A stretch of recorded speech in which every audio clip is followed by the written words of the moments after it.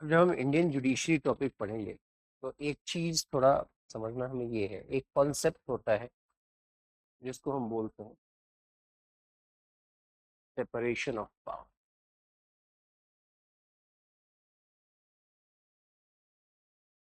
Separation of originally जो authority होती थी वो अथॉरिटी होती थी किंग।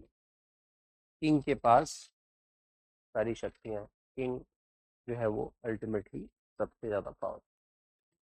और ऐसा देखा गया कि किंग ही जो था वो कानून बनाता था, लॉ मेकिंग ही करता था।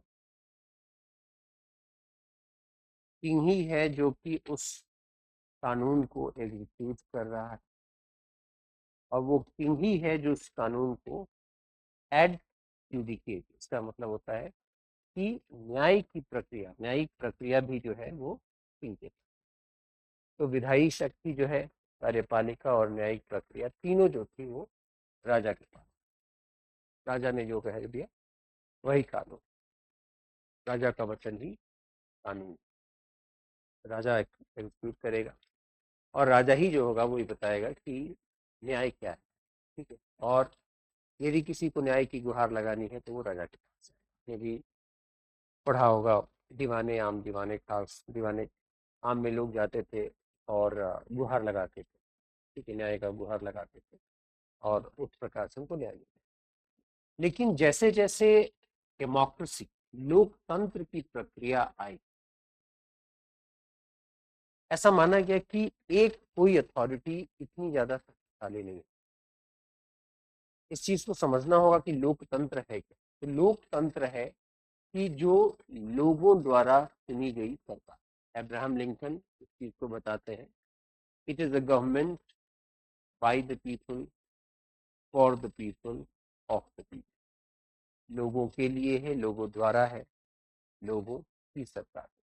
ये है लोकतंत्र का बेसिक का डेफिनेशन। एक लाइन में आपसे कहना हो तो लोकतंत्र का सिंपल सा मतलब है कि लोग डिसाइड करेंगे, 1 मिनट आना, लोग डिसाइड करेंगे कि क्या उचित है, क्या अनुचित है, कैसे कानून बनेंगे, कैसी व्यवस्था बनेगी। ये सारे लोगों के।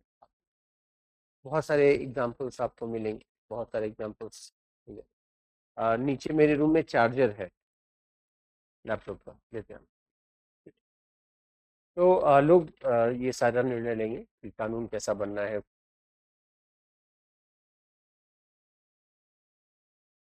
करना है, कैसी व्यवस्था बननी है, कितने दिनों पे यदि चुनाव हो सकता है प्रत्यक्ष रूप से डायरेक्टली ना तय कर रहे हों, लेकिन अपने रिप्रेजेंटेटिव के माध्यम से, अपने प्रतिनिधि के माध्यम से इस बात का डिसीजन लेंगे कि कैसी व्यवस्था। लेकिन यदि डेमोक्रेसी नहीं है, जिसको मोनार्की कहते हैं, जैसे कि आपको मिडिल ईस्ट में देखने को मिलता है, पूरा मिडिल ईस्ट में मोनार्की है, जहाँ पे कि राजा है, एक राज परिवार है, वो डिसाइड कर रहा है कि कैसे व्यवस्था होगी। उस राज परिवार के लोग हैं क्योंकि सारे महत्वपूर्ण पदों पे बने हुए हैं, और वो डिसाइड करेंगे कि किसको एज एन ऑफिसर अपॉइंट करना है। तो ये बेसिक कदम है। तो डेमोक्रेसी जब आता है कि rule by the people, for the people, of the people, ये जरूरी हो जाता है कि कोई एक इंसान जो है इतना अत्यधिक महत्वपूर्ण, अत्यधिक शक्तिशाली, ये बहुत ज्यादा जरूरी है। इसके लिए क्या करना होगा? इसके लिए ये करना होगा कि ये जो तीनों फंक्शन है, कानून बनाने की शक्ति, कानून को एग्जीक्यूट करने की शक्ति, और उस कानून के द्वारा न्याय करने की शक्ति, जो कि अभी एक इंसान के अंदर, एक व्यक्ति को दिया हुआ है, वो डिवाइड हो। डिवाइड कैसे होगा? वो डिवाइड होगा जब हम करेंगे separation of power. Separation of power का मतलब, सीधा मतलब है कि कम से कम तीन पिलर्स होंगे, तीन स्तंभ होंगे। एक होगा लेजिस्लेचर का, विधायी का, दूसरा होगा एग्जीक्यूटिव का, कार्यपालिका, और तीसरा होगा जिसको हम कहेंगे जुडिशरी। जुडिशरी या न्यायपालिका। कम से कम तीन स्तंभ होंगे जिसपे सारी राजनीतिक व्यवस्था टिकी होगी, और इनके तीनों के काम भी होंगे, कानून बनाना, कानून को एग्जीक्यूट करना, और न्याय प्रदान। सेपरेशन।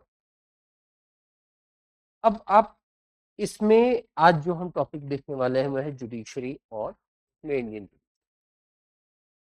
अब जुडिशरी क्यों महत्वपूर्ण है इसको इस तरीके से समझिए कि लेजिस्लेचर जो है वो कानून बनाएगा या फिर संविधान कॉन्स्टिट्यूशन में बदलाव करे लेजिस्लेचर के लिए, लेकिन क्या ये कानून संविधान के अनुरूप है या नहीं है, या फिर संविधान में जो बदलाव हुआ है वो खुद संविधान के अनुरूप है या नहीं है, ये कौन तय करने वाला है? ये तय करने वाली है जुडिशरी, ये तय करने वाली है भारतीय न्यायपालिका।